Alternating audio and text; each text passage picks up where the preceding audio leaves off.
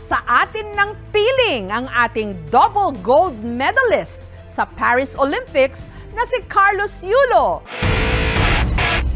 Nasaan ka nung mga panahong sunod-sunod na pinabagsak ni Manny Pacquiao ang sinumang nakaharap niya sa ring? Nung nanalo si Lea Salonga ng International Awards sa pagganap niya sa Miss Saigon. Nung kinoronahang Miss Universe sina Pia Wurtzbach at Catriona Gray. Ilan lamang ito sa mga tumatak sa kasaysayan kung saan kinilala ang husay ng ating lahi sa buong mundo kung kailan sa mga napakapambihirang pagkakataon ipinagmalaki nating tayo'y Pilipino. Nasaan ka nung sa Tokyo Olympics taong 2020 nanalo ng gold medal sa kauna-unahang pagkakataon ang Pilipinas sa Olympics sa pamagitan ng weightlifter na si Heidelin Diaz? At ngayon, nasaan ka nung sa katatapos lang na Paris 2024 Olympics? Nanalo ng hindi lang isa, kundi dalawang gold medals ang ating gymnast na si Carlos Edriel Yulo.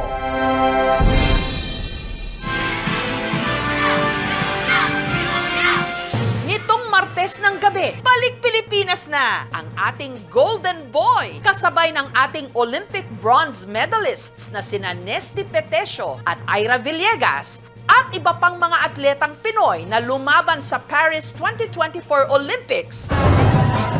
Mainit silang sinalubong ng ating mga kababayan. Pagkatapos nun, jam-packed na ang naging schedule ni Carlos. I-celebrate natin yung mga nakuha nating resulta at mas galingan pa natin sa mga susunod na mga competition. Maraming salamat po. Ginawaran siya ng iba't ibang mga pagkilala. Sinabitan pa ng Medal of Merit sa Malacanang. Medal of Excellence naman mula sa House of Representatives. Nitong Miyerkules, matapos siyang sumakay ng gondola sa isang mall sa Taguig, kung saan naroon din ang bagong bigay sa kanyang condominium unit.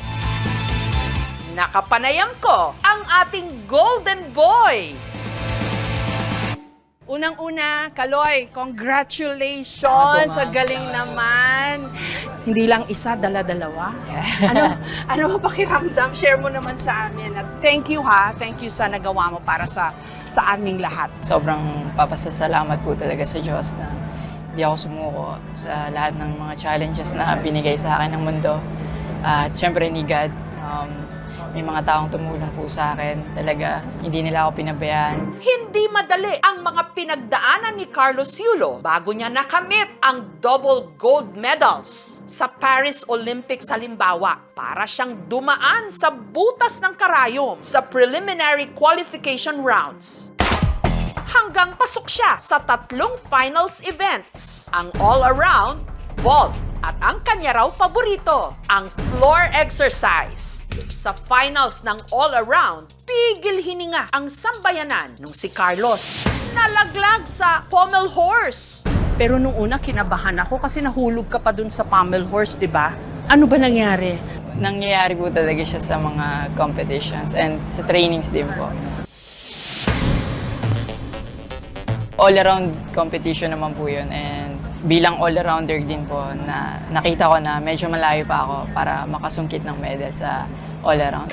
Pero agad naman siyang nakabawi nung nagpakitang gilas sa finals ng floor exercise na nagbigay sa kanya ng gold medal. Yung sa floor exercise po, sobrang emotional ko po talaga din. Pero hindi pa man tayo nakakapagdiwang ng husto at naka-get over sa golden moment. Kinabukasan, sumabak siya ulit sa finals ng vault. Ang pinagdadasal ko lang na maging safe ako sa competition na yun and magawa ko lang yung gusto kong performance.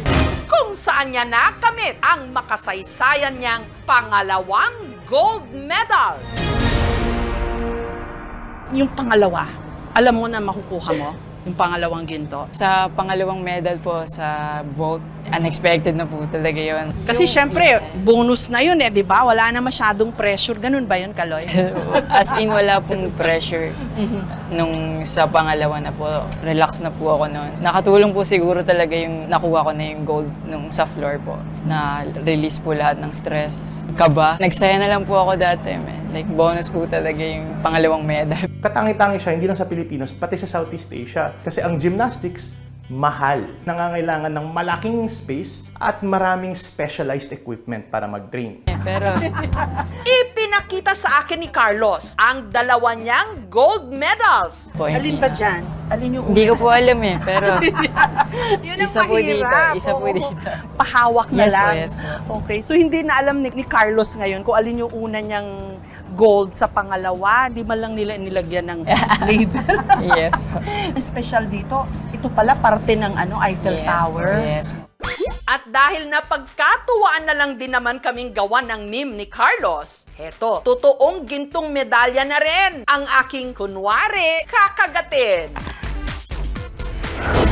Taong 1924, gumawa ng kasaysayan ng Pilipinas bilang kauna-unahang bansa sa Southeast Asia na sumali sa Summer Olympics na ginanap din noon sa Paris, France.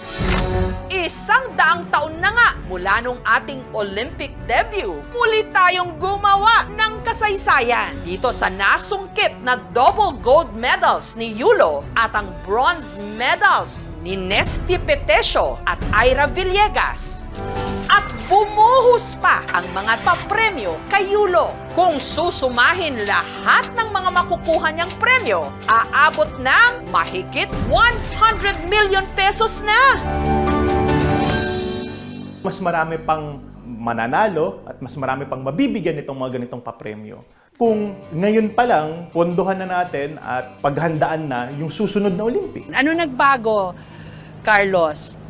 Sa sarili po, sa personality, mas naging open po ako sa mundo. Mas kilala ko na po yung sarili ko. Mas nalapit din po sa Panginoon Diyos po. Isa sa malaking naitulong kay Carlos Yulo, ang presidente ng Gymnastics Association of the Philippines, si Cynthia Carrion. From the time he was small, I spotted him. Oo. He was very, Oo very nga. very dedicated. He wanted only to tumble, but he was dedicated. So I said, Carlos, you joined the Batang Pinoy, and that's only 12 years and under. He joined with that coach, and nanalo ng medal na. Nung na-interview ko si Carrion taong 2019, para siyang nagbilang anghel. Promise you, listen to me hard. He's gonna get the Olympic gold. Please. Nagbilang anghel po kayo. So how does it feel, ma'am, that eto, 2 medals? We hug each other. It was so touching. The one thing that I pray that he doesn't get injured, because once you get injured, you know, it's very hard, right? Just to go to the finals. That's all we wanted. Not he's a strong man, and he really knows, and he always warms up 1 hour before and cools down 1 hour. So that is prevents him from having injury. Ma'am, thank you ha. Kasi malaking parte rin ho kayo ng mga nakamit ni Carlos. Thank you. Yes. Kwento ni Carrion kung kani-kanino nang hingi ng pondo para lang masustentuhan ang training ni Carlos. Lalo't mahal ang training sa gymnastics. Sa pamilya ni Yulo, ang kanya raw lolo Rodrigo ang unang naka-spot ng kanyang talento sa gymnastics. Napakasaya siyempre, para kang hindi nakatungtong sa lupa. Nagdagat kami sa tuwat, para nga ako yung nakaroon. At sa park na ito sa Maynila, nabuo ang matayog na pangarap ng nooy 7 taong gulang lang na si Carlos. Dito siya nagtatumbling, marami silang bata. May ginagaya silang isang batang naglalaro sa palarong pambansa. Ay, hindi pa ganito to. Napansin sila nung Team Philippines. Sabi ko, ito sir, gusto training ng gymnastics. Hindi pa nakakapag-training, marami lang alam ng skills. Si Carlo yan, nagpakita ng tumbling. Na-impress naman yung Secretary General. Eto, 11 years old siya dyan. Dito, naging international na siya dyan eh. Yung mga dating yung laban, champion siya. Isa sa mga nakasama ni Carlos nung nagsisimula pa lang siyang mag-training, ang kanyang teacher sa elementary na si Teacher Ezra. Masaya po kasi nakamit na niya yung inaasam-asam niya. Kasi nakita ko siya kung paano siya nag-start. Yung hirap niya na dinanas sa trainings, mga sacrifices niya. Napakaliit lang niyang bata, pero kakaiba yung galing niya. Si Teacher Ezra rin daw ang kasakasama ni Carlos nung sumabak ito sa pinakauna niyang gymnastics competition taong 2008. Nung sa Cagayan de Oro naman kami, may lagnat yan. Kasi may hika si Kaloy. Ako nag-asikaso. And then the following day, nahahakot niya yung 4 na gold. Ang aim niya talaga is to win. Sinabi ko na, Ben, galing-galing mo na. Lagi niyang sinasabi, Ma'am, hindi ako magaling kasi mas maraming magaling sa akin. Ganun siya ka-humble. Yung kamay niyan, dumudugo na yan dito. Okay lang yan, ma'am. No pain, no gain. Nagawa ko na ho ito dati. Yung mga kamay ni Carlos, yan ho ang pruweba kung gaano kahirap yung pinagdaanan niya. Puro kalyo ho yan, oh. Tas may mga traces pa ng mga sugat. Pakiganon mo nga, Carlos, sa camera. Ayan. Ang kapal po nung palad niya. Pero yan po yung nagdala ng ginto naman sa atin. Bagamat nanalo na si Carlos Yulo sa ilang mga international competition, ang una niyang pagsabak sa Olympics taong 2020 sa Tokyo. Maraming beses pa ako matatalo pero I'll do my best para manalo po. Bagamat marami ang umasa sa kanya doon, bigo siya na makapag-uwi ng medalya. Olympic Tokyo. Talagang masakit po yun, nangyari yun. Nakuha niya, 4th place pa. Konti na lang, kahit bronze lang, ayos na. Pero ayon kay Carlos, ang pagkabigo niyang yon sa Tokyo Olympics, ang ginawa rin niyang motivation sa muli niyang pagsabak sa Olympics sa Paris ngayong taon. Bibigay ko yung buong pagkatao ko sa darating po na Olympics po. Malaking bagay rin daw sa tagumpay ni Carlos ang kanyang mga coach. Isa na rito ang kanyang occupational therapist na si Coach Hazel. It is very worth it. Naiyak ako, actually, kasi hindi biro yung pinagdaanan namin. Yun. Nung naka-gold nga, breakdown ako, iyak ako. Tsaka, pray agad ako.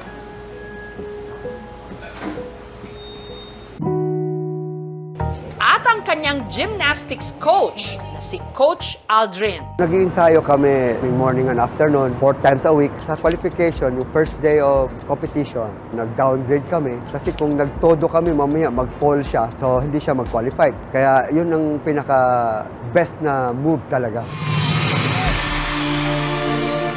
Sobrang saya ko. Yung plano natin, isa lang. Binigyan tayo 2. Umindig balahibo ko nung narinig ko yung lupang hinirang nakaka-proud talaga. Ay naalay namin to lahat. Para sa bansa natin. Pero ang isa sa puspusan noong nag-training kay Carlos, ang kanyang coach na Hapon na si Munehiro Kugimiya. Taong 2016, nung nagtungo ng Japan si Carlos para magsimulang mag-training doon. Sobrang blessed po and grateful. Kung paano ako mag-gymnastics ngayon, 2 po namin yung pinagtrabahuan. Siya po talaga yung nakakita ng potential ko. Sobrang thankful po ako sa taong yan. Anong pakiramdam mo, Carlos, na lahat ng bata ngayon gusto mag-gymnastics? Ang dami nagtatumbling-tumbling. Sobrang sayo po, grabe. Ito na po yung time siguro din na i-try po nila mag-gymnastics talaga. Punta po sila sa GAP. Hindi po natin alam baka next po sila na. Hapon ng Miyerkules, eto na nga, naghahanda na para sa kanilang parada. Ano masasabi nyo na nakaginto na ho tayo, dala-dalawa? Dahil kay Yulo. Ito daw yung float na sasakyan ni Yulo bilang pagpupugay sa kanila. Ipaparada sila sa Maynila. Kasi nga sa Maynila, lumaki itong si Yulo. Pero teka, akala ko ba nasa float na si Carlos? Bakit siya pakalat-kalat dito? Ito pala yung ka-look-alike niya na nun lamang nakaraang linggo. Una naming itinampok dito sa KMJS. Eto, lookalike. Si Andre, aka Carlos YOLO. Gusto po namin magpasalamat sa lahat ng inyong suporta. Naalala ko pa na sa mahabang panahon, lagi na lang tayong naghihintay. At ngayon naman, sa kauna-unahang pagkakataon, hindi lang isa, kundi dalawang gold medals na ang napanalunan ng ating gymnast na si Carlos Yulo. Mabuhay ang mga atletang Pilipino! Ang mga kalsada ng Maynila na puno ng mga nais masilayan ang ating Pinoy Olympians.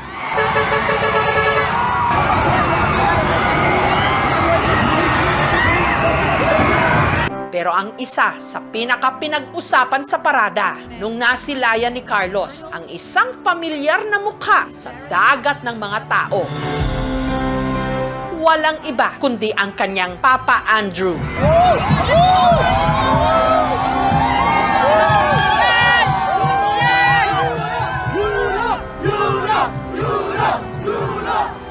Si Andrew, binuhat pa. Na sinuklian naman ni Carlos ng pagsaludo. Parang sasabog yung damdamin ko na ultimate dream ni Kaloy ang maka-gold sa Olympic nung bata pa siya. Sa isang Facebook post, ipinahayag naman ni Carlos ang kanyang pasasalamat sa ama. Humihingi ako ng patawad sa'yo. Bagamat na baling din ang limelight sa personal na problema ni Carlos at ng kanyang pamilya matapos ang kanyang pagkapanalo, May mga gusto lang po akong i-clarify. at nagkahati-hati man ang opinyon ng publiko tungkol dito, hindi pa rin nito dapat matabunan ang tagumpay at karangalan na dinala ng isang Carlos Yulo sa ating kasaysayan. Isang reason kaya kinakalkal ng publiko ay nakaka-resonate sila sa drama ng mga Yulos. Importante na ipaghiwalay natin yung drama ng family ng mga Yulo at saka yung pagkapanalo niya. Of course, uso ngayon yung Marites culture kaya pinagpepiestahan ng publiko yung drama ng mga Yulo. Pero ang kailangan i-celebrate ay yung victory ni Kaloy and dun dapat tayo mag-focus. Sabi ni Simone Biles, wag daw namin kayong tanungin after winning a medal kasi yung pressure sobra. Pero kailangan tanungin pa rin kita. Saan ka papunta after this? Of course po, focus din po sa personal life. And syempre, magme-make pa po ng plan, another plan para sa another cycle po ng Olympics. Syempre, hindi hanggang dito lang po. May gusto pa po akong ma-achieve sa next cycle po. And ayun po yung pagbibigyan ko ng focus po. So 2028, lalaban ka ulit? Yes po. Oh, thank you. Salamat po. Champion. Yay! Champion! Thank you. Salamat ha. Salamat po. Thank you. Yay! Hindi pang politika to ha. Hello. Pang sports. Sa maraming mga pagkakataon, sa dinami-rami rin ang ating mga problema, madalas tinatanong natin ang ating mga sarili, masarap pa bang maging Pilipino? Sa pagkapanalo ni Carlos Yulo, napakadali tuloy sumagot at ipagmalaki, oo, Pilipino ako. Ngunit kapag kumupas na ang kinang ng mga medalya at humupa na ang mga sigawan sa mga pagdiriwang, sana mas mapagtuunan ng pansin kung paano ba talaga natin susuportahan ang ating mga atleta. Hindi lang sa tuwing sila'y nananalo, pero sa simula pa lang ng kanilang paghahanda kung kailan ginagawa nila ang lahat makapagbigay lang ng karangalan sa isang bansang uhaw sa pagkilala. Mabuhay ang Pilipino! Thank you for watching, mga kapuso. Kung nagustuhan niyo po ang videong ito, subscribe na sa GMA Public Affairs YouTube channel. And don't forget to hit the bell button for our latest updates.